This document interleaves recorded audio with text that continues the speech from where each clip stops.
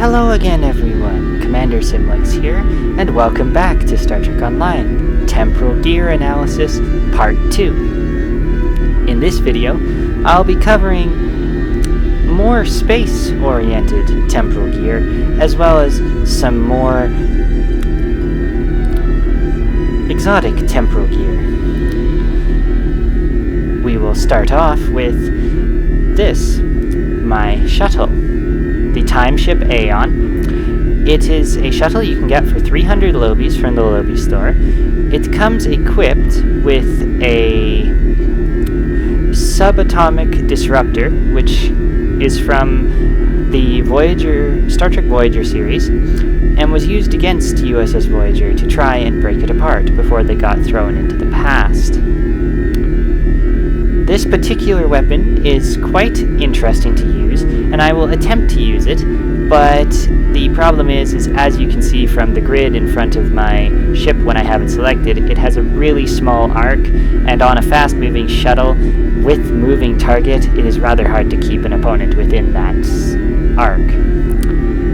Now, as an added benefit, the shuttle also has temporal inversion field. This particular ability has a rather large effect on enemies' flight speed, turn rate, and power level, recharge speed. This is because I actually have the entire temporal set, which you can get for 200 lobies apiece in the Lobby store, on this ship, the USS Incursion. I have Chronoton dual beam arrays, which are the only pure Chronoton-based beam arrays in the game. I also have the temporal disruption device, which you saw from my previous video, Temporal Analysis Part 1. And I have the tachyokinetic converter, which increases my flight turn rate and improves control effects and resistances to the same control effects. So if somebody tries to use a rift on me or something like that, that'll reduce the effect. It also increases my critical hit chance and severity. For abilities, I will, of course, try to stay alive, but I am in a shuttle, so please bear with me, and I hope you enjoy this test. Or this portion of it, at least. Let's begin. I will start by opening up with one of these, and this. And this.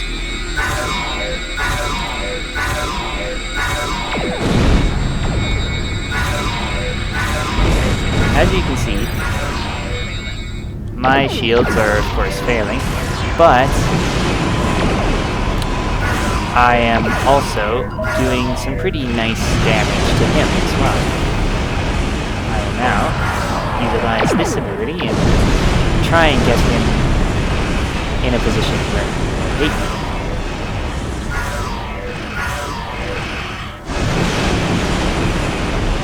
Now, as you can see, I am moving around like an idiot trying to get the arcs in place, but I am actually destroying him. This is quite an effective combination.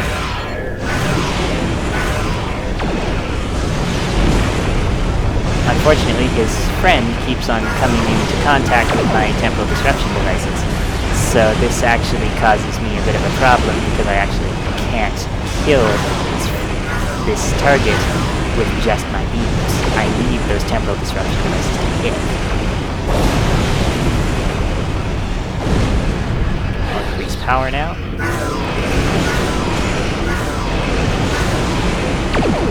And, in fact, I am surviving somehow. I really don't know how.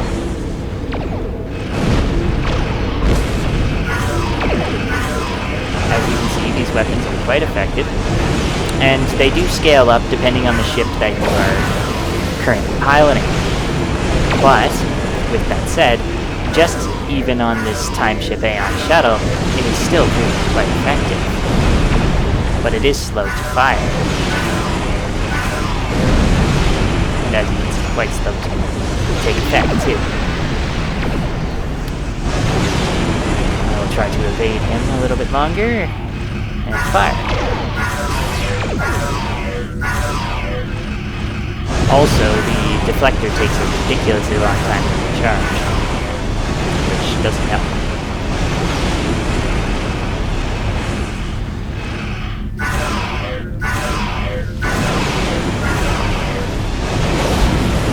As you can see, you can easily do some pretty amazing damage just as a shuttle with this temporary gear.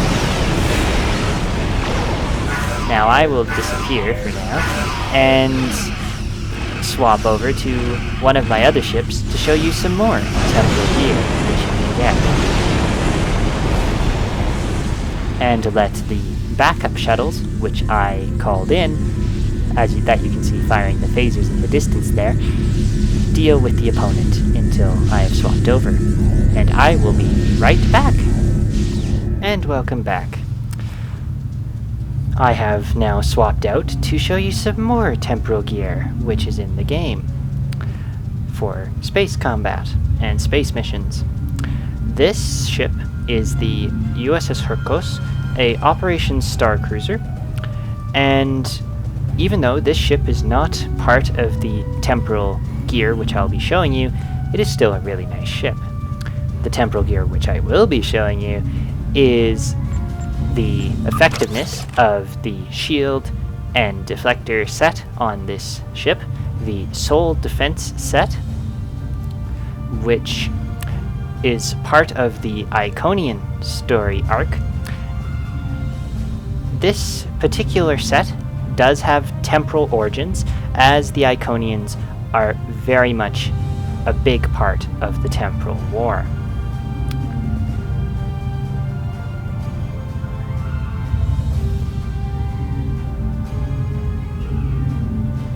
Also, another piece of temporal gear which I'll be showing you is the Quantum Phase Torpedo. This particular torpedo can be found in the temporal story arcs in the mission Stormbound. It is a quite powerful torpedo and has a awesome secondary effect that deals a massive amount of shield damage to the opponent within a pretty large range of 2 kilometers or 4 kilometers if you use torpedo spread.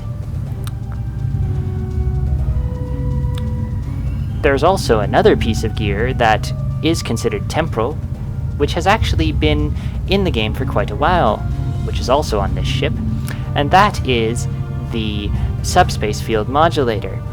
This particular piece of gear can be found on the mission Skirmish, which is actually a Davidian mission, and just to make sure that I am not misleading you, I will double check that just to make sure, and yes, I'd be right. The Subspace Field Modulator increases your damage resistance rating and also gives you proton resistance, which is great against Davidians, even though Davidians don't actually have starships. But it is also quite good against some of the more temporal weapons that the Iconians use. And you may ask why this is considered temporal. Well, in fact, this is considered temporal because it does shift you out of the subspace continuum, or the continuum when you use it. Another piece of temporal gear, which is actually just in my inventory here, which I'll show you briefly, is the phase-shifted personal shield. You can also get this from the Davidian missions, and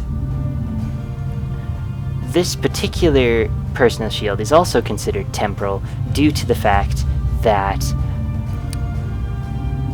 it is Davidian, and this, or anti-Davidian. Davidian gear, such as this shield and the proton assault rifle, which is this one here, are all considered temporal in their own way, as Davidians are can transcend all time frames through their ophidians and portals. Therefore, they are temporal.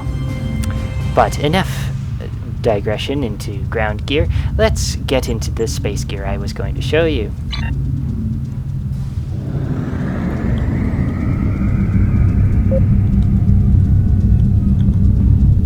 I will now fire off the quantum phase torpedoes in a spread.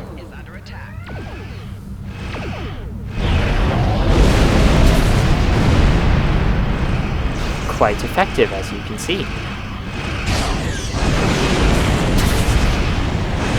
It is even going through the shields and causing a little damage. I will now activate the piece of temporal gear, or the ability to give myself some resistances. I'll now increase weapon power, and also fire off another temporal ability, the destabilizing resonance gear, at the opponent. I'm firing everything I've got, phasers included. There is one drawback to the quantum phase torpedo though, and the quantum beam, which is also part of the set. You can only have, and I will have to confirm whether this is true of the beam, but I do know that with the torpedo in particular, you can only have one of the torpedoes equipped at any given time. This means that if you are utilizing these, you can only have one quantum phase torpedo firing from either the front or the back arc. This means also that you cannot have a ship utilizing these awesome torpedoes in all arcs and just spamming. I do not know why this is so, but I imagine it is because they are very, very, very powerful. Especially when the opponent does not have any shields, these phase torpedoes can do an insane amount of damage.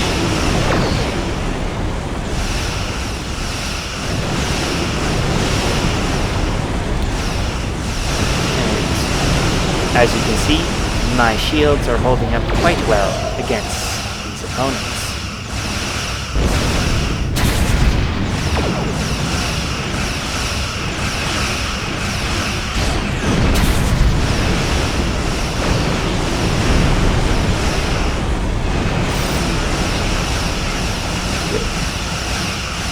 I will now attempt to get around.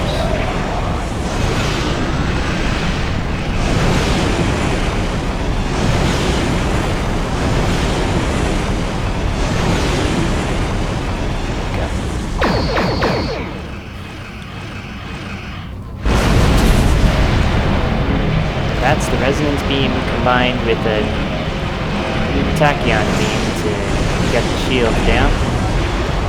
That's a normal quantum.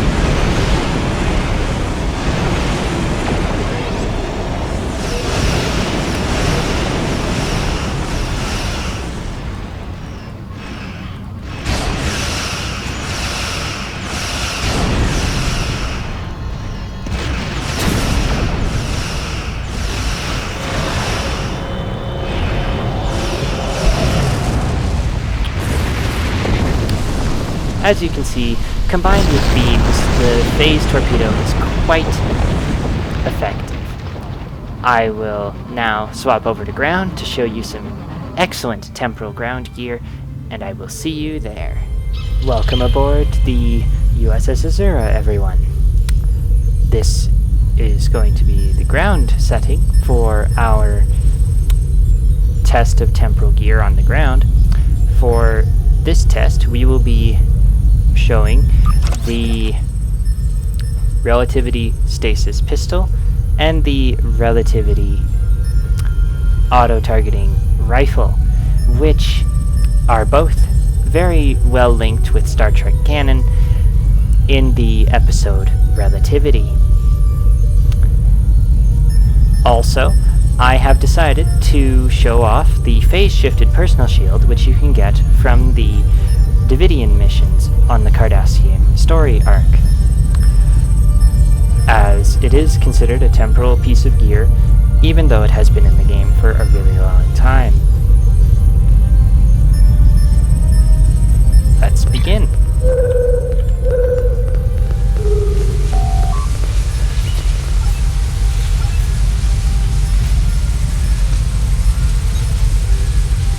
I will, in an effort to also control this test a little bit, tell my bridge officers to stay back.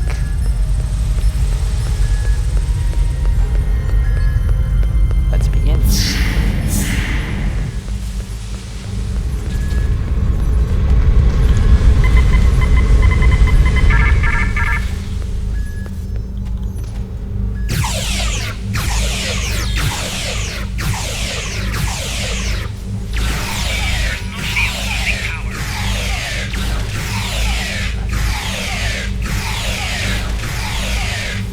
As you can see, this weapon is not as powerful as the Chronoton split beam, which I showed in part 2, nor as strong as the anti-Chronoton full auto rifle, which I also showed off in part 1. But it is definitely a fun weapon to use. Also, the shield is not the strongest, as you can see.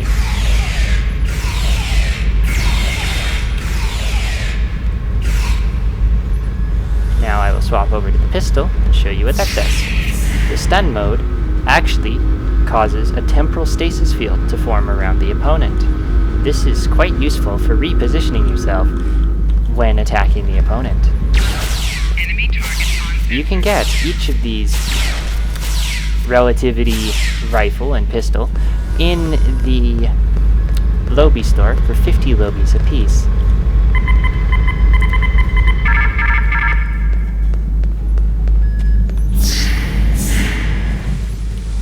If you are interested.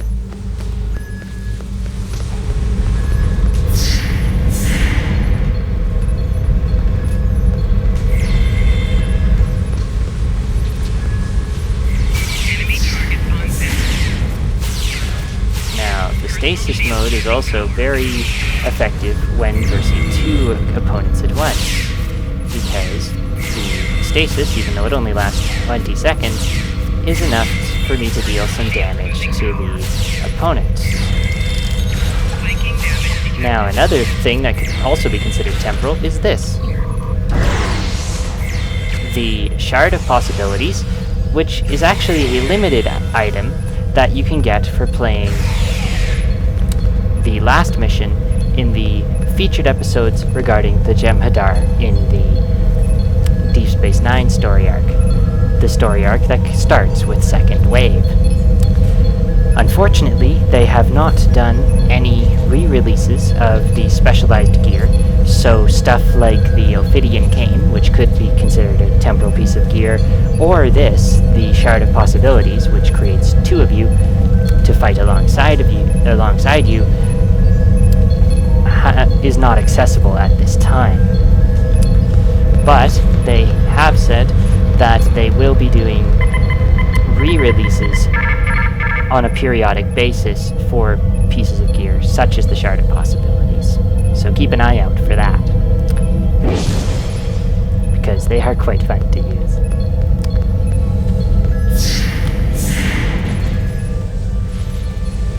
And this concludes part 2 of our temporal gear analysis. I hope that you and everyone enjoyed watching the various pieces of temporal gear and their effectiveness. Now, of course, I was not able to cover every piece of temporal gear in the game, and there's an exhaustive list all scattered throughout the Iconian and temporal story arcs. If you want to experience the gear for yourself, you can do the missions and get them, or if you have enough Lobies, you can also get quite a few pieces of this gear.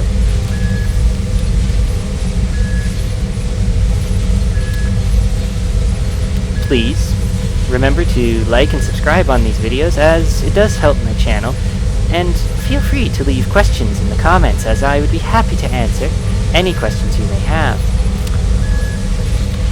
If you have any suggestions for future gear overview videos and tests, please also leave a comment below my videos. It will definitely help. And any gear that you suggest, I will do my best to cover and show in context of combat and various other mission scenarios.